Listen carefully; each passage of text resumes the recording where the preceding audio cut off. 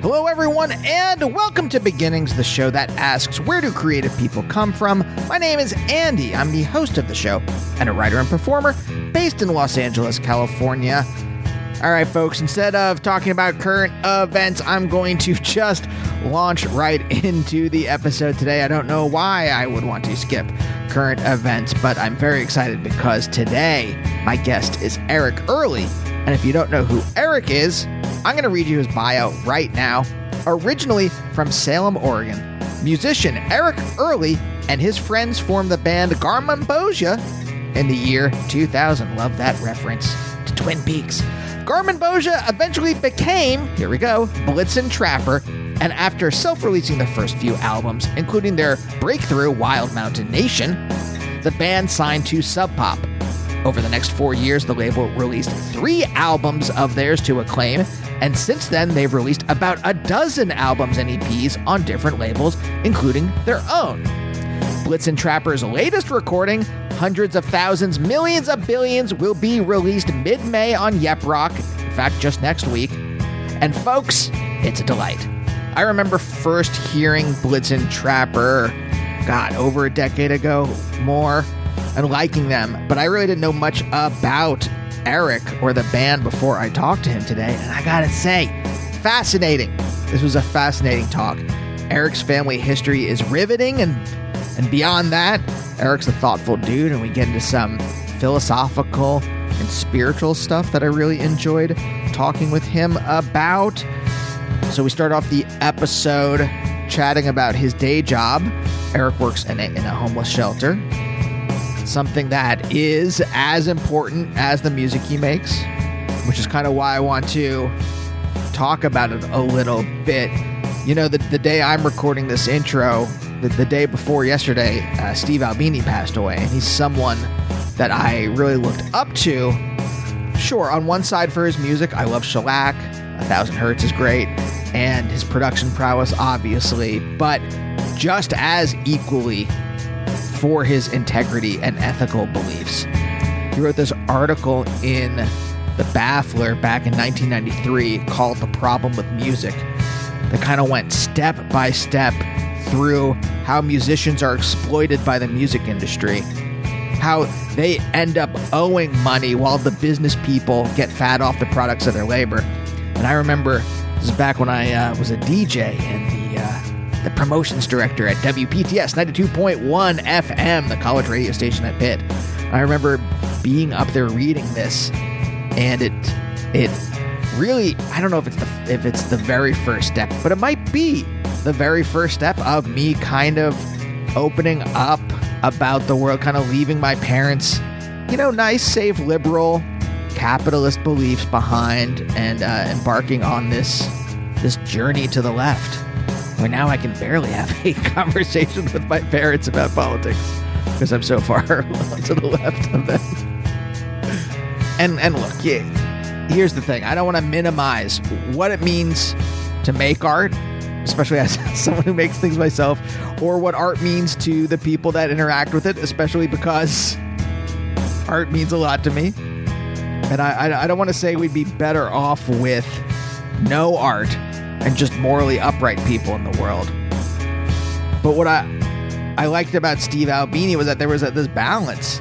He was a person who was a wonderful musician and producer, and also someone with a ton of integrity. And I don't like how we live in a world where a lot of times we forgive the moral failings of a person if we as a culture tend to think the art is worth it. I think right now, as a society, we're reaping the results of letting that shit slide for so long. Anyway, this is my way of saying I think Eric's cool, both for his music and for his ethical commitments, and I hope you enjoy this talk. By the way, if this is your first episode of Beginnings, welcome to the show. What I like to do here in the intro is a little recommended if you like. I've been doing the show for over 14 years, so there's a lot there. You can always dive in whenever just pick a place, dive in. But what I like to do here is recommend some other interviews I've done based on today's guest, Eric, indie rocker. Well, what about some other folks from that world that I've had on? just recently. Here's a bunch of just recent people, last couple months. Tracy Ann Campbell from Camera Obscura, Mark Robinson, founder of Teen Beat Records, Andrew Kenny from American Analog Set, Evan Dando, Tanya Donnelly, Marnie Stern, good eps. So check those out. If you like what you hear, subscribe to the show, leave a review, etc., etc., etc. I'm on social media at Andy Beckerman. Probably Instagram's the fun one at this point. Coming up, man, great interviews. Marina Allen, Sour Widows, Vicky Farewell. I love talking to these people. These are some newer folks to the old music world, but I love all their albums, and I was very excited to talk to them. So, look forward to those. But for now, let's talk to Eric.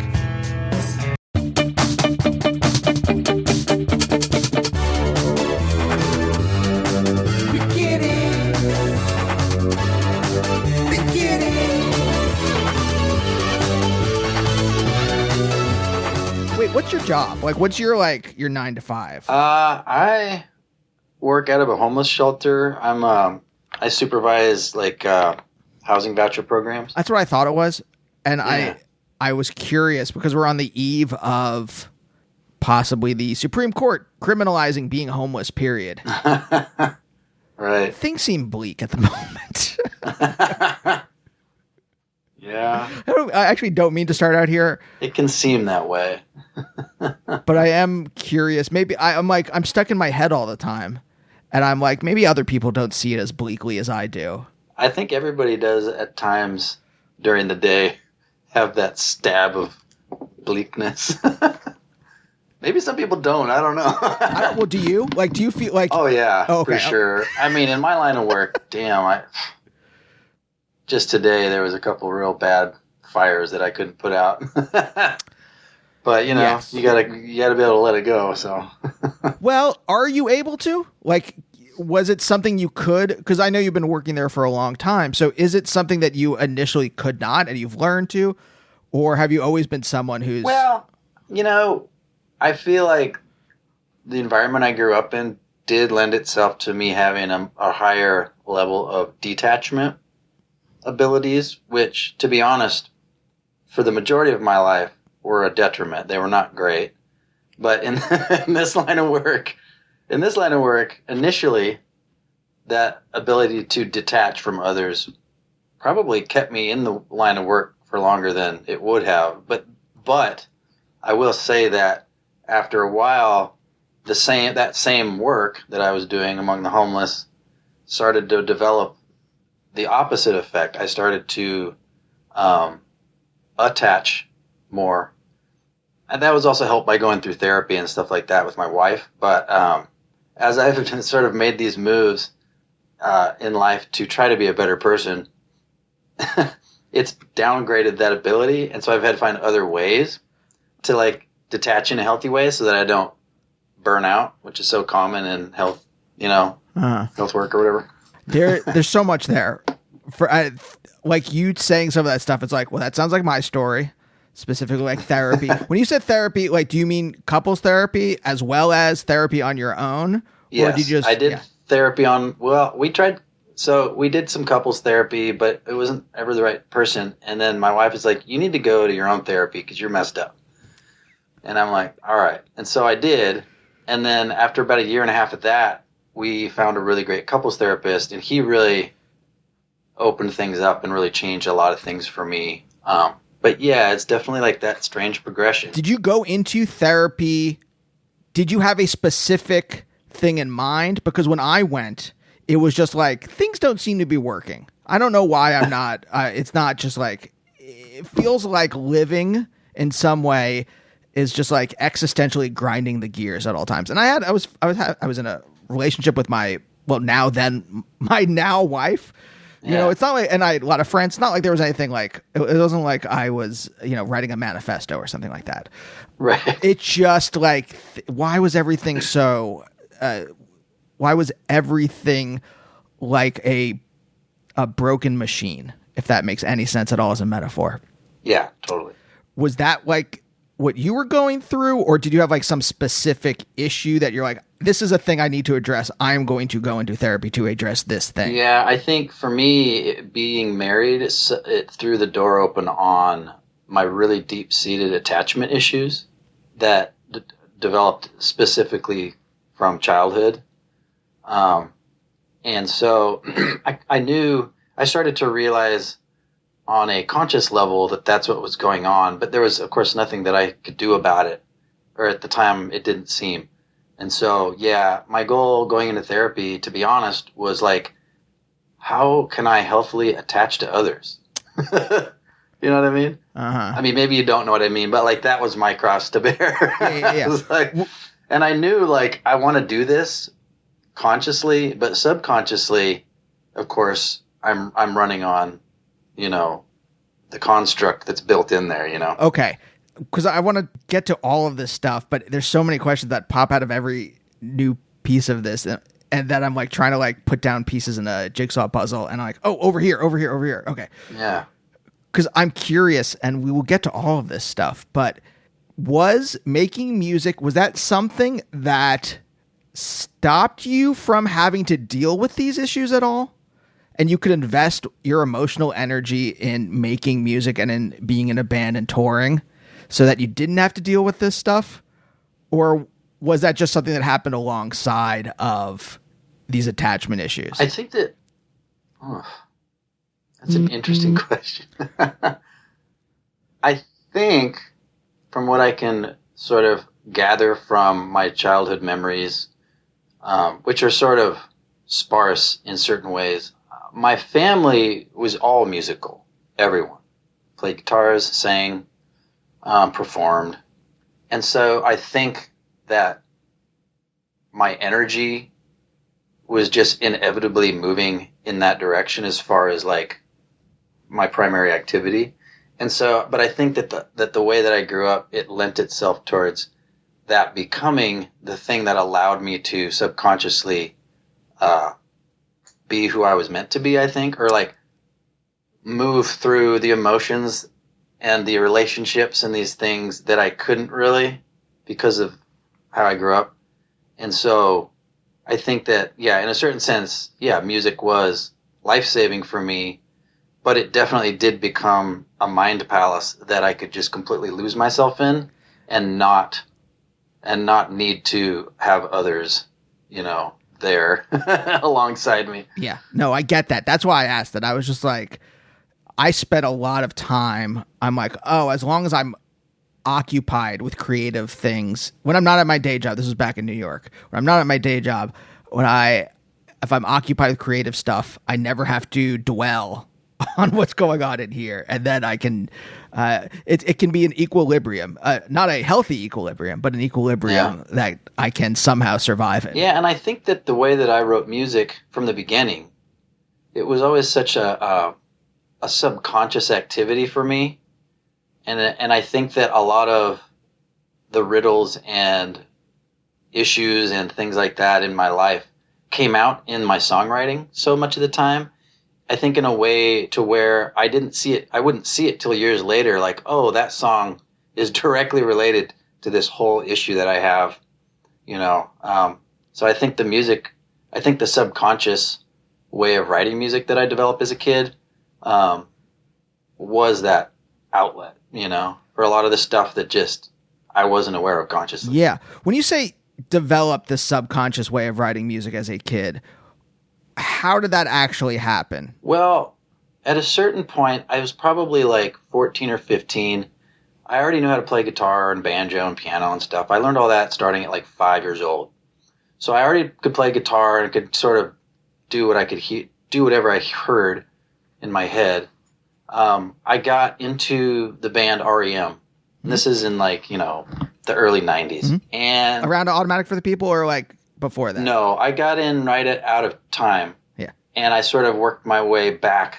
And then Automatic came out. And at that point, I was probably a sophomore in high school. And I was like fully on board with Michael Stipe's lyrics. Like the whole thing was like, this is my thing. Yeah. Like I love this band. Yeah. These lyrics make no sense, but they make sense on a deeper level somehow that I can't put words to. And so I was like, how do I access that kind of thing, you know? And so when I started writing music, I would start to when I started writing music, I would just kind of ape the feeling that Michael Stipe would give me with his lyrics that were super oddball, especially the older records. Yeah. I always preferred the older records where you could barely tell what he's saying half the time. And when you do, you're kind of forced to create your own mind palace, like, idea of what he's singing about. And of course, as a kid, I was really good at just taking whatever I thought he was saying and turning it into something, you know? And so I sort of harnessed that to start figuring out how to write my own lyrics. And so, you know, I think that a lot of my songs, like some of my more popular songs from like the Fur era, you know, they're a little more narrative in nature, but at the same time, they still have this sort of surrealist quality. Other songs are completely surrealist. Like I could be talking about any number of different things and scenarios, and that's the kind of writing that I feel is what gets at the subconscious. And when I was writing those songs, and when I write that way, I really do not think about what I'm writing. I just sort of let it out, let it go, free associate. It's really interesting. As you were talking, two things that came up. First one, I don't know if this is that major, but it's interesting when you were talking about how, like, earlier, there being an emotional detachedness in you. It's not exactly your phrase, but like, I was thinking about how in the 90s, that was the standard. And so in some way, however that developed in you when you were a child, which we can talk about then, the zeitgeist backed that up and just reinforced that. Because that was the same thing kind of for me. Yeah, because like my other favorite, of course, was Pavement. I mean, right? I can't really see. There. Oh yeah, there they are. Yeah, exactly. Wow, you got the Steve Keens. Yeah. Sweet. You know, and I think that I think Malcolmist probably was also drawing off of the REM wake as well. I mean, he obviously was. He would say that in a certain way. But yeah, that kind of lyrical ambiguity and sort of detachment. It was something I really could connect to, and it sounds like you did too. So, yeah, and I think as my music developed in the like late 2000s into the 2010s, I started to sort of marry that kind of really obtuse writing with this more kind of narrative thing that I picked up probably from my dad, because he was a huge Dylan guy and he was really into the narrative aspects of Dylan's music, and so I kind of took those two things, the sort of Malcolmist Stipe kind of thing, and mixed it with this kind of Dylan thing to come up with this sort of surreal narrative style. And I think that's some of my stronger work. Yeah. I totally forget what the second thing was, but maybe we can find it again as we're talking. Did you grow up in Salem? I was trying to do some research on you online. Yeah, Salem, Oregon. What was that like as a town when you were growing up? It was just like maybe 80 to 90,000 people. It wasn't tiny, but it wasn't big. I mean, in the 80s, it was very backwater and kind of just, there was some suburban areas that backed right up to the farmland. There was a very small downtown area. It was very much like every town USA, you know, skating rink, and there was a river, you know. I thought it was a great place to grow up, looking back on it now, because it was smaller but not too small. And then Portland was like 35 minutes away. So we'd go to shows, you know, get a taste of the culture and stuff, and then come back to Salem where, you know, it was chill. Yeah. Geographically, it sounds a little bit, I grew up in Reading, Pennsylvania, and it was close to Philly. And Reading, Pennsylvania was like 80,000 people. So it sounds somewhat like, because it's like 80,000 people is still a fairly large city. Like it's not, it's not, you know. It's not a small town, yeah. Did you feel like you belonged though? I mean, I don't know. I don't know if I would have felt like I belonged regardless of where I was. You know, like, I think when you're a kid, you sort of gravitate to those few people who you resonate with or whatever. And sure, growing up in a smaller place, maybe there's less people like that. I don't know. I never really felt that I didn't belong, but I definitely felt like I had this crew of people that was into stuff, namely like music and art, that the greater group was not necessarily into. But that began to change later in high school as like Seattle started to happen, you know, like grunge and like alternative music started to sort of blossom, like right when I was in high school. And so, yeah, like the counterculture that I grew up with started to sort of seep into every avenue. Here's the thing. I had this kind of, I don't know if I still do, but somewhat maybe, like just an oppositional, not like a disorder, not where I'm like against anything that anyone else is for, but definitely like I felt apart, right? And even when I got into Nirvana, so this is what, like 91, 92? 92, I think, probably, right? Yeah. For me, at least. 91, 92. And then other people started to. When it became a big radio, I remember I had a Nine Inch Nails shirt, and like one of the most popular girls in school, like we were in science class together, and she's like, "Oh, I love that," and I'm just like, "What do you mean you love that? It's Nine Inch Nails. This is my thing." But like, it didn't make me feel, just because other people were listening to the music I was listening to, it didn't make me feel like I was part of the group. I mean, I was not an outsider. I'm not trying to make it look like, again, like I'm writing a manifesto here. I'm just saying that it didn't make me feel better just knowing that we liked the same stuff.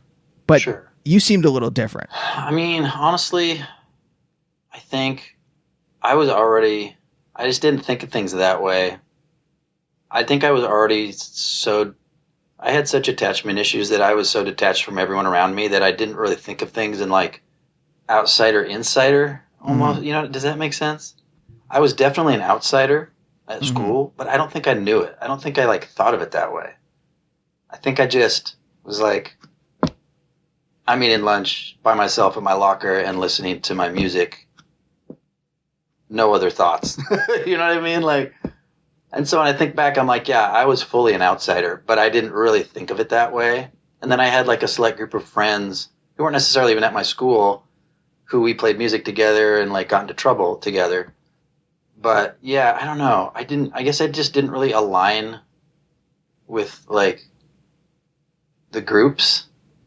And I think I wish I had to a greater extent, if that makes sense. I don't know. Mm-hmm.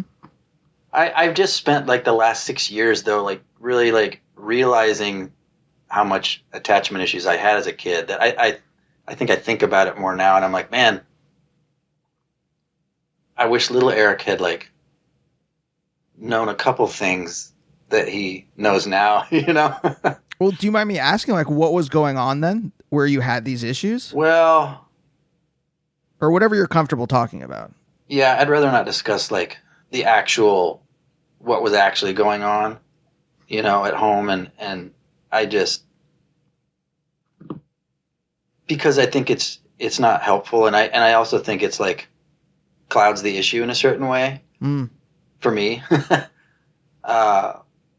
For me, it's more just like, I know how I've been throughout my life, and I know how I wanted to change, and I was able to make those changes, you know, through therapy. But when I look back at little Eric, like we're discussing little Eric back then, you know, it is kind of like, it's hard for me to really know who I was and what I was thinking. Like, it's really hard for me to remember. It's really even hard for me to remember things from like back then, if that makes sense. Yeah, it does. I mean, other guests have talked about that same kind of feeling. Because I was going to ask, did you have a sense of self then? But it seems like you could have or you could not have, but you can't. It's like a veil you can't pierce. I think I had a heightened sense of self, and I think that was part of the issue. I think that our sense of self is what causes so much of our pain and suffering in life, is that we think that this identity that's been created, this self, we think that it's real, and we think that it is impermanent and lasting. But it's not. It's like a mirage. It's there. You can see it, but when you get to it, there's nothing there. And so that, to me now, thinking about it, that's what was going on, I think, is that I believed that the mirage was all there was. And now I've started to be like, wait a minute, that is just a mirage, and there's another way to approach all this stuff. Yeah, I've been thinking about this a lot lately in terms of not so much in terms of identity, but in terms of, say, existential desires. Mm-hmm. And I don't know what it's been about the last, let's say, 7 years that have really thrown everything into 8 years, maybe. Now it's 2024. That have really thrown. I don't know what happened in 2016. I don't know what happened in 2020. Something happened in those 2 years that have changed things pretty dramatically. At least, well, one of them changed things on the face of the earth. But I think about how what I wanted to do in life, which formed pretty young. It took me a long time to figure out what that was. Just be a creative person, try to do this for a living. Or at least try to do this in a public way. And the world shifted, is shifting, is currently shifting. And I'm going through this phase of, do I still want to do that? Or if I do still want to do that, what is it worth? Is really the question that I've been pondering lately. In a way that I'm sure my therapist is overly bored. I've seen a couple stifled yawns. He's still getting paid, though. Oh, yeah. Oh, I get that invoice comes in. And, yeah. So, in terms of these desires, what is really... What am I holding on to? In the same way, like that you were talking about this idea of identity being like like a lot of people, at least.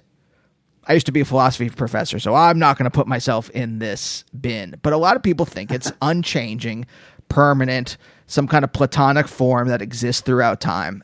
And really, it's kind of, there's boundaries, but when it's your identity, within those boundaries, you got a lot of choice of which direction you want to go in. And it's kind of the same thing with existential desire, what you want to do with life, what really excites you as a human being, what you find meaningful, and what kind of meaning you want to put in the world.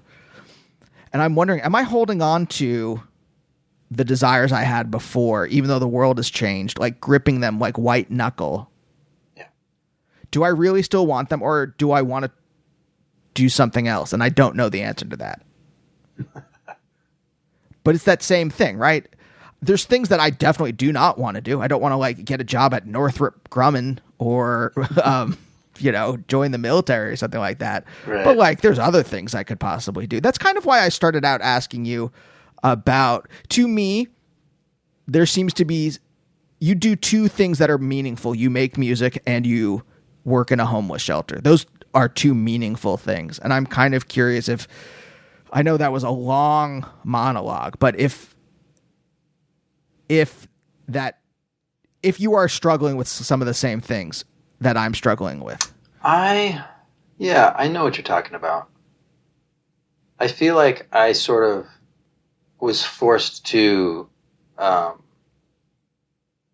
face that kind of dilemma a few years back prior to COVID. Our band, my like all bands, you have ups and downs, and our highest peak was probably in 2008, 9, 10, through 12 maybe. And then after that, for various reasons and various bad choices and bad behavior on my part, we began to get diminishing returns. And at a certain point in 2017, I was like, man, this is going nowhere. Like, my career is fizzling out hard. And I thought of it in those terms because I was clutching my career with white knuckles, as you say. And in 2019, we were only touring like 2 months out of the year, and I had begun working at a shelter at nights. Because in my mind, I was like, I think my career is ending. But this was just something I was thinking in my own mind. And I was not happy about it. Like, I was like, my life's over. I might as well just disappear, work with the lowest common denominators in society, and just be nothing, right? And that's all well and good to think that, but I didn't want to do that. I was being forced to do that, or at least that's how I felt. So when COVID hit, it was like, I immediately was like, oh, I'm retiring. I'm never playing music again. I don't have to do this anymore because it's not giving me joy, and it's not doing well, right? And so during COVID, and I had just finished Holy Smokes Future Jokes, right? Like, as COVID hit. So I'm like, this is my last record. Other band members are moving to other states, retiring. This is over. I'm just going to work at this shelter, and that's what I'm doing, And so that was in 2020, but that was also right about the time I started to do therapy and started to sort of crack the door on a lot of these issues that had really been at the heart of why my career faltered and didn't do well. A lot of this, what I would call selfishness or idolatry of the self as opposed to selflessness. And so I started to realize a few things about my childhood and these attachment issues and all this. And so but I was given that freedom because I had sort of like begrudgingly been like, I'm not doing any of this anymore. My huge dream, my ambition for my entire life was to be a rock star. I have to give it up. I'm throwing it away. Goodbye. And I was forced to because of COVID, right? So to me, it was kind of like an easy out. And so that's why I say that, yeah, I kind of entered that thought pattern with COVID because probably 2 years prior, because I felt like I completely crapped my career out and it's going away, and I'm really pissed about it. So fuck it, you know what I mean? And it's only probably been in the last 4 years as COVID's disappeared, where I've been like, can I detach from all those dreams and ambitions and still do music, but not hold on to it in any way, shape, or form? And so that's the space that I'm in right now, is that I feel like I am achieving that in a certain way. And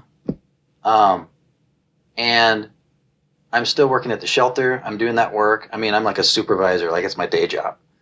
But the music kind of just crept back in, and I didn't force it or anything. I've just kind of let it creep in of its own accord.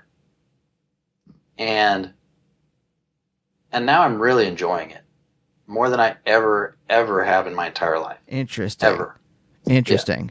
Yeah. Outside of that emotional change, in that it is bringing you joy in a way it hadn't before, or more joy than it had before, is there a way that you write a song or approach creative work in general that's different? Now, you mean? Yeah. I think what happened is I had to return to the way that I created when I was a child. Right? Yeah. And by that I mean going back into the deep subconscious. All right? So I think that at a certain point in my career, for various reasons, I sort of lost my way and stepped away from that original kind of way of writing music through my subconscious. And so now I think with Holy Smokes Future Jokes is when I stepped back into that space. And what brought me into that space was the Tibetan Book of the Dead, for whatever reason. Okay? And so that kind of brought me back into that space. And I think that's why I'm enjoying it so much more now. Because it's like I feel like a kid now when I'm on stage and when I'm writing. I feel like I'm that kid who just didn't have a chance because of my detachment issues. But now that I've been dealing with those issues, it's like, oh, crap. This is what I always loved about doing this. Yeah. It has nothing to do with achievement or purpose. It has to do with entering into that subconscious, like almost like dream awareness. When you said earlier that your family was a musical family, was that just, there was a piano there and everyone would just kind of play music? Was anyone professionally playing music? My parents were almost professional Christian musicians in the 70s in LA during what was known as the Jesus movement. I don't know if you're aware of this. Yeah, I am. Yeah. Right. So they were in LA. They were young. It was early 1970s. And my mother had the most incredible voice, like Joan Baez, incredible. And my father played guitar and could sing, but was writing songs. And so they performed throughout LA at some of the big churches and big sort of Jesus movement events. And they had a chance to sign with what was back then the new burgeoning Christian music thing. And because, or at least this was the narrative to me, because they had my two sisters already, they said no. And so, yeah, that's kind of that. Yeah.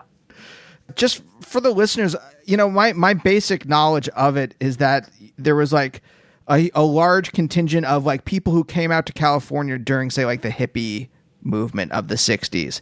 And then as that kind of soured, there were a lot of people who were just like around, and that a lot of churches kind of started to scoop up. Am I saying it correctly? Well, there was one in particular, Calvary Chapel. All right. And there was this hippie named Lonnie Frisbee. And he was a mystic, but he became a Christian. And he was basically brought in by this older pastor at this place called Calvary Chapel in LA. He was brought in off the street. His daughter picked him up hitchhiking. And he had just become a Christian. And he had this guy, Lonnie Frisbee, preach. But Lonnie was a mystic. So he was like doing services on the beach, baptizing people in the ocean. It was like a whole scene. And it was all hippies. Like he had long hair and a big beard. Like it was like a cult. All right. And so that is really where the Jesus movement began in the 70s. And it kind of spread from that single point. Now, Lonnie Frisbee ended up leaving and working on other, what I would call Christian cults. And as happens in all these religious movements, there was a falling out and like it went south, like all things human. But yeah, my parents were definitely in that whole energy that was going on in the 70s. And so my whole life, I kind of heard stories about that and about that kind of, anytime there's like a movement that includes music and mysticism, I think it's important, regardless of what the content or ideologies are. I think that the movement of that kind of human energy on a psychic plane is probably more important than anything in the world. It probably is what creates the world. And so hearing about that, I was always intrigued by it, but having never lived through it, I was kind of like, meh, Were they Christian first and then moved into this, or were they not anything but Christian? And then this from what I can gather, they seem to have they seem to have become believers during it, or like right as it was happening. I think that energy was just like spreading all across that part of California. And so they got caught up in that movement for whatever reason. Did you go to church when you were a kid? Did you have faith when you were a kid even? I don't think I had faith necessarily. I did grow up in a very conservative Christian environment, which I rebelled against in sort of a wave-like pattern off and on. I would adhere to it and then rebel from it off and on for large sections of my life, up until probably my mid to late 30s. What do you mean by rebelling against it? Like outside of like your home, like when you were a kid, what does it mean to rebel against it? I think what it means is I think when you're young, what it means to rebel against the church is to do certain activities like drinking or whatever. But then as you get older, it becomes more of a psychological rebellion. And I don't know that I would call it a rebellion necessarily. I would call it a reaction. Because I think anytime you have a stifling ideology or an ideology of any kind, it acts as sort of like an axis, and the human being is a pendulum, and it swings on that axis, and you will swing towards the ideology and then away from it until you realize that the ideology is the issue. And then when you realize that the ideology is the issue, you can let it go. And then you can participate or not, and it doesn't matter. And so I think as I got older, I started to realize that pendulum aspect of it. And now I'm able to sort of just let the whole thing go, if that makes sense. Yeah. It does. When you were in it, like when the pendulum was swinging towards being, well, this is meaningful to me in some way. Maybe that's not the way you thought about it. What did that actually, how did that actually show up in your life? Did that mean just going to church? Did it mean following some kind of like moral or ethical dictums? Like how did it manifest? I think that religious ideologies manifest in types of energy. That's what I think. I think that there is an energy that is in a way beyond words. It's beyond explanation. And it starts to guide the way that you make decisions, starts to guide the way that you look. It guides your physiognomy. It guides everything. So that said, I think it's difficult to put your finger on the way it manifests. It can manifest in ways and modes of thinking that subtly change and mold how you interact with others. It can mold your judgments about others. Mm-hmm. But I think in the end, ideology just feeds into the self. I think that it starts to create this idea that there's you and then there's others, which is also a mirage, in my opinion. And so to me, that ideology started to give me that way of judgment of me, them, us, others. And I think that anytime you cling to the self or an ideology or a physical object of any kind, that's when you start to generate suffering, start to generate problems. Were you a judgy person then? Like when you were in the throes of that ideology, let's say, did that mean that you were criticizing others? In a subtle way, yes. I think in a subtle way, yes, I was. Uh-huh.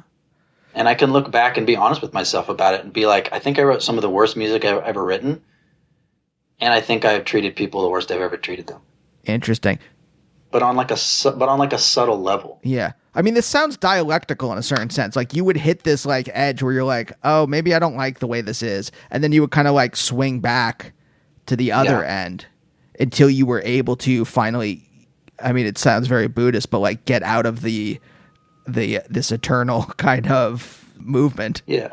Yeah. You jump out of the loop. Was there a thing that made you do that, or was it just a realization you eventually, like you said, you read the Tibetan Book of the Dead? Was it something like that, or was it more internal at some point? I think it was a slow process that began with the Tibetan Book of the Dead, and which is a strange thing to say, but I think this idea that there is a linearity to our lives and to the world, I think that it's absolutely ridiculous. Like I think it's completely wrong. I don't think that there is a single line in the universe.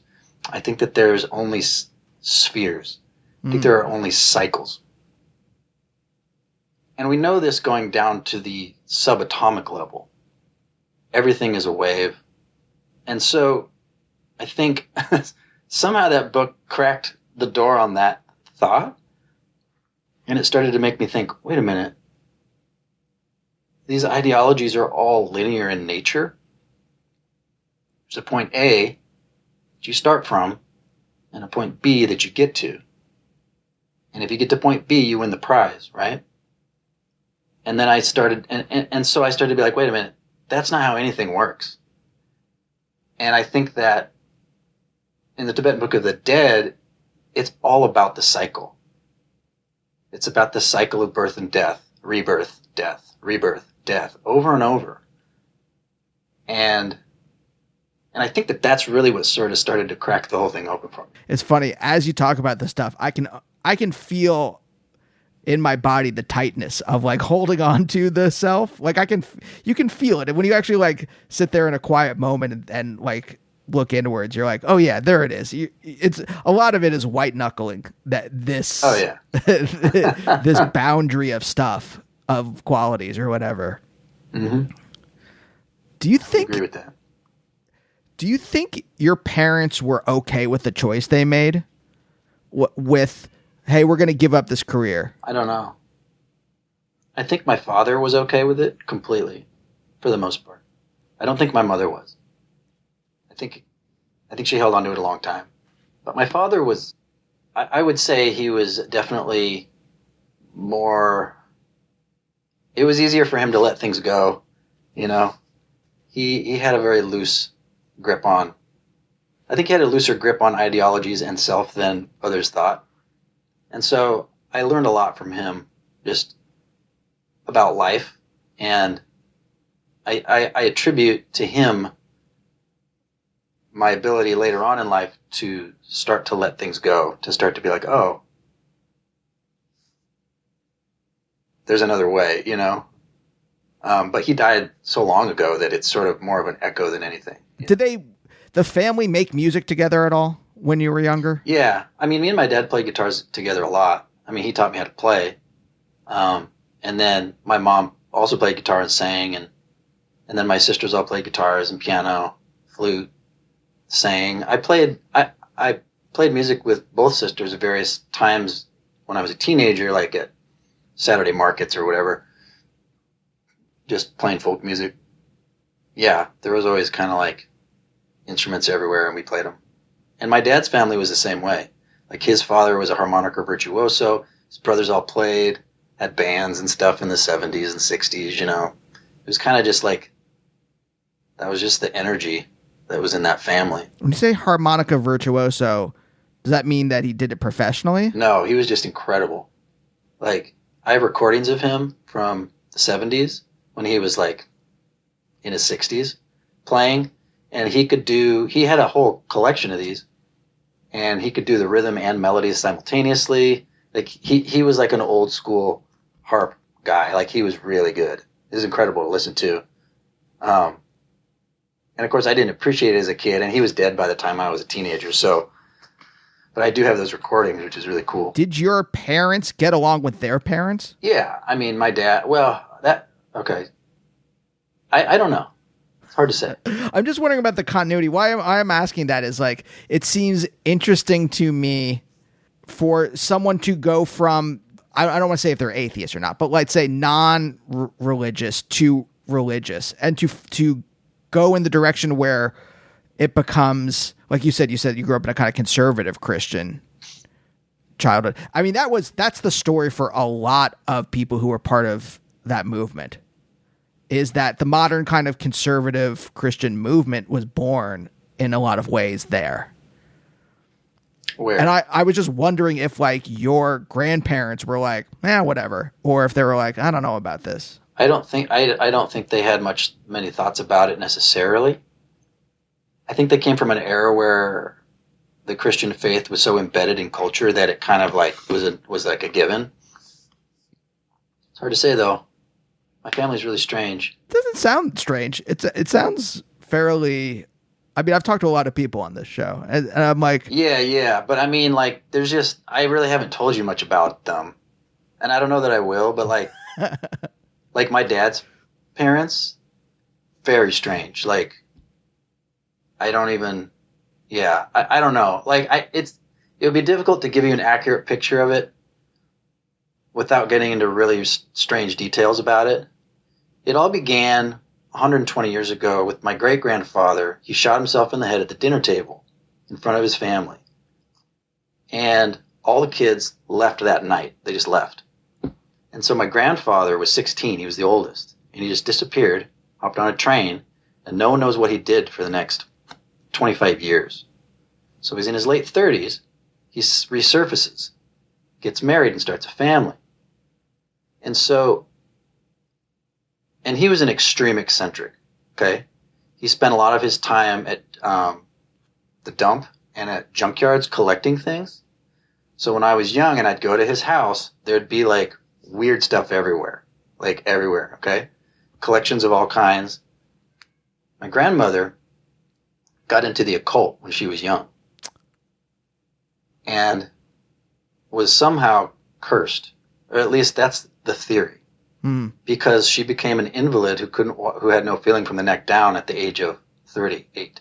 Okay, so they had this, and they had 6 kids, so it was a huge family, with a mom who couldn't take care of them and a dad who was an extreme eccentric. Okay, so they raised themselves basically in inner city LA in the 50s. Okay, and so along with that bigger narrative is a lot of other stuff, right? So like. And that's my dad's side. My mom's side is they're not white. They're indigenous and Mexican. And so there's a whole other like bizarre narrative that goes along with that. And so for me, when I think about humans and each being as a single point, you know, of this vast wake that spreads out behind them of ancestry back into primitive times, you know, it's almost too much to think about. Mm-hmm. You can trace things for like a couple of generations. but then you realize these energies and curses and blessings, they go back for millions of years. And so, I don't know. Lately I've been thinking about that a lot. Just the span of beings that precede me is so vast and varied. Yeah. Yeah. Like at some point, one of my ancestors was probably a plant, like millions of years ago, and yours. You know what I mean? Like, right. Well, yeah, algae at some point, right? It's all, yeah. It's so unicellular, like, and then it becomes, I forget how exactly but yes, at some point no one knows really. We're just guessing at how it all works. But like, yeah, like at some point, so I don't know, man. Anyway, I'm getting off track. No. It is interesting.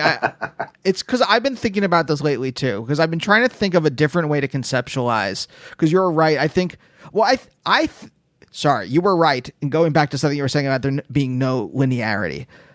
I think there is linearity in certain areas, but that if we're going to talk about anything complex, it's not linear. Complexity, and this is because I studied nonlinear dynamics and fluid dynamics in grad school in philosophy. So I did philosophy of science, and I did this in terms of like using this as a way to try to understand social systems, because I think the metaphor really works well as a metaphor for how social systems work. And when you study all the stuff, you realize that it's just about different levels of organization and how certain things happen on certain levels that feed back into the system and affect people's behavior, let's say, if it's a social system, on different levels. And then those people act. And if enough of them act in a certain way, if there's a critical mass, whatever behavior we're talking about, it changes the system. Yeah. And when you think about the system isn't just, and when I say the system, I don't mean to be so abstract. I mean like human life. When you think about it, it's not just like whatever's happening now, right? Whatever the topography of it is. It's also that system and how that system's developed throughout time. So it really is mind-boggling. Like, we can take your story, because like when you're saying that about what happened to your great-grandfather, I'm just like, oh, that is generational trauma. I mean, what, I don't know what year that is, the 20s, the 30s, somewhere around there, maybe, right? I'm like, oh, no one did therapy. There was no therapy then, No. I mean, there was Freud. Like, I'm not, like, I mean, not at that point, but I know like, what you're saying. Yeah. there was there was stuff, but it wasn't normal. It wasn't normal at all until the 2000s, maybe. Right. Exactly. Okay. There's nothing for your grandparents and your grand uncles and aunts to do except to like have that trauma in their lives and then deal with it in whatever way they could. That somehow gets translated to your parents in some way, which is then translated to you. And just this one story. But then there's all the kind of like reverberations that come out of that. If you want to take the story within the larger scale. Again, now we talk about your parents having to deal with it, and then this movement happens, which seems to fill in something or give them some kind of meaning that they had not had previously. Yeah, exactly. Yeah, and that's why I think that the energy of those kinds of movements, not the ideology, is what's important. Because the energy of it is neither good nor bad. It's just moving things, It's interesting. Did you think about things in terms of energy before? I was always a staunch, the reason I'm asking this, I was always a staunch kind of everything that is physical, that's what I'm talking about. That's all I care about.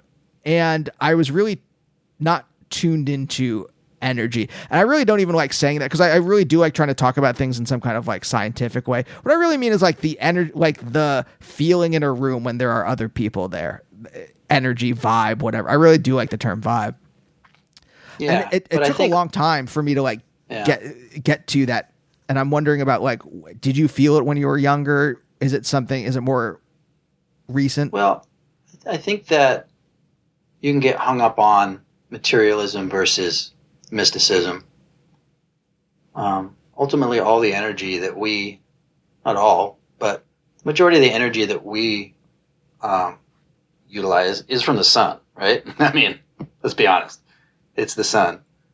And I think it's easy to look at that kind of interaction on a purely materialist realm, but you can also see it on the mystical realm. But I think that it's both, and I think that trying to see it as both is a big part of liberation, I would say, waking up, right? So, yeah, I think that growing up, I would not have thought of the world. I think I viewed the world as a mechanism in a certain way because American Christianity is such a materialist, naturalist, mechanistic kind of religion now. It didn't used to be. But I think in the last 200 years or so, it's developed into that. Because, I mean, let's not kid ourselves. Like, science comes directly out of Christianity. No Christianity, no science, really. The modern scientific method. A lot of those things were being developed in the Middle East and in the Far East. But, you know, the university system was developed by Christianity. And so I feel like I sort of grew up just buying into that whole way of viewing reality. But as I started to go to therapy and started to heal in these various ways, I started to be like, wait a minute, maybe that's not quite right either, you know? I started to sort of question, because I studied math in college. I was a math major with a physics minor, so I studied like quantum mechanics and stuff like that. So for a long time, I had sort of like adopted this idea that like, oh yeah, I can use this system, you know, math. I can use this system as it equates to physics to figure out things, right? But at a certain point, I was like, I don't think this is figuring anything out for me. I'm going to play music. You know what I mean? and now as I start to heal from stuff that I was blind to, I start to be like, oh yeah, there's this non-duality aspect to the healing that's going on that I think is really important for me, if that makes sense. What do you mean by non-duality? I think what I mean is that we always think of everything in dualities because we use language, right? And so to study something, there has to be something that studies it. But ultimately, quantum mechanics tells us that the studier and the study are actually one thing. And so that's the kind of duality that I mean, if that makes sense. Like, and it's a fascinating circle to see.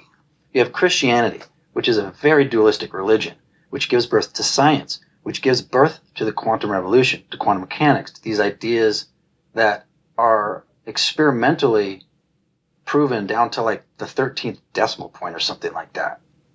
And those ideas tell us that the world is non-dual. You know, it's like, oh, it just flips the script. And so in a certain sense, when I started to realize that in college as I was studying, and I think it kind of like, I think I kind of didn't like it. Yeah. There was something about it that rubbed me the wrong way. And now I've begun to warm up to it, I guess, if that makes sense. Yeah, that is interesting. I've been trying to think about how to really, this started, I don't know, a couple of weeks ago. I don't know why, but I've been trying to really think about how to conceive of subatomic particles. Because I guess this is where it started. I was thinking about Heisenberg's uncertainty principle. I was thinking about Schrodinger. I was thinking about like when you observe, when you test for waves, you get waves. When you test for particles, you get particles, right? Yeah. And I'm like, well, what does that actually mean? What is reality on that level? Because I was thinking about how quantum mechanics and relativity don't mix. They don't make sense together, right? Yeah. There's something, and goes back to this again. This stuff I was thinking about in terms of nonlinear dynamics, where there's levels, and I'm like, well, maybe it's just that the way that quantum phenomena exist gives rise to macroscopic stuff, which we do know that's how it is, right? Yeah. And because it's different levels of organization, they have different rules. So you don't need to account for gravity in the subatomic world because gravity is only something that happens with macroscopic It's an emergent phenomenon that only happens with macroscopic particles. And so that made me start to think about, well, then what the fuck is actually happening in the quantum realm? Right. Is it, because as far as I know, it feels like it's just a constant roiling of subatomic particles. They're constantly colliding with each other and destroying each other and creating new ones. Obviously not new ones, like within the boundaries. Like the protons and antiprotons are constantly hitting into each other within a certain, again, boundary that allows it to be matter. Like iron only has a certain boundary about what happens in the quantum stuff. Does that make any sense at all? But what I'm trying to say is like the way you're saying it is like, yes, it's not dual. Yeah. It's interesting because the ancient Vedic philosophies, they talked about the three realms. I don't know if you know about this. No. I only know about it because I'm into this kind of stuff. And it was, and all of Buddhist meditation is based on the three realms. There's the realm of desire, there's the realm of form, and then there's the formless realm. And it kind of makes me think of what you're talking about with these levels. Because the realm of desire is the realm that we exist in all the time. We desire food. Oh, I gotta take a leak. I gotta do this. I gotta do that. I desire, right? And it's like a covering that lays over the realm of form. So when you enter the first dhyana, this meditational state in Buddhism, you're peeling back the realm of desire to show the realm of form. All right? And when you enter the realm of form, that's when you let go of desires, okay? And then the realm of form, and I feel like the realm of form is like the subatomic realm, or I should say the molecular realm. The realm of desire is like everything we see around us. The realm of form is the realm of the molecular. The formless realm, however, is a realm in which you realize that space doesn't exist. There's no such thing as space because it's a construct of your mind. Right. And so the formless realm is a realm in which there's no form because there's no space. And that is a way to think about, I think, the subatomic level where you have this realm obviously devoid of desire, but it's also devoid of form. It's a formless realm. It's fascinating that the Vedics, 3,000-4,000 years ago, came up with this idea to basically define reality. And it fits so well with a lot of the ideas that you're talking about. Yeah. Anyway. Well, mine is all nonsense at this point until I get some answers. But I don't want to keep you too much longer. I was curious. Do you think making music always felt like a fait accompli? Like my parents we're doing it all the time. I'm playing with my sisters. Like this is something that I think I must do. Or did you make a decision at some point? It's hard to say. I mean, I like to think I made a decision. Yeah. I just loved playing music and writing music. I always returned to it. Yeah. No matter what else was going on, it was like I always returned to it. In the way that someone returns to their diary, even when times are horrible. It's like you come back and you're like, I gotta write this one down, And so that's how it always kind of feels to me. Is for me, songwriting throughout my entire life is my really weird, fucked up diary. By the way, neither one is better than the other. Because no. I feel like you thought you were for a moment, you're like, is making a choice, is choosing better than the other one? I don't think anyone's better than the other. I'm just curious when I talk to people. I just don't know it's like, maybe there was no choice. It was just my destiny, my fate to play music and do this thing, I don't know. Some people feel like that. Some people, when I talk to them, whatever, their thing is, whether it's music or writing or whatever, sometimes it's just it didn't feel like a choice. It felt, I just kind of eased into it. Yeah. For me, at times, it's felt like a compulsion, to be honest. And sometimes not a healthy one, but a compulsion, I got to write because I get it. It's the only thing that makes me feel better, man. I get that. Yeah. Yeah. Eric, thank you so much for joining me today. This was man, absolute delight talking to you. Yeah, likewise, man. Super fun. And we'll see you next time. Bye. Bye, oh, bye, oh, bye, oh, bye, oh, bye, oh, bye, oh, bye, oh, bye, oh, bye, oh, bye.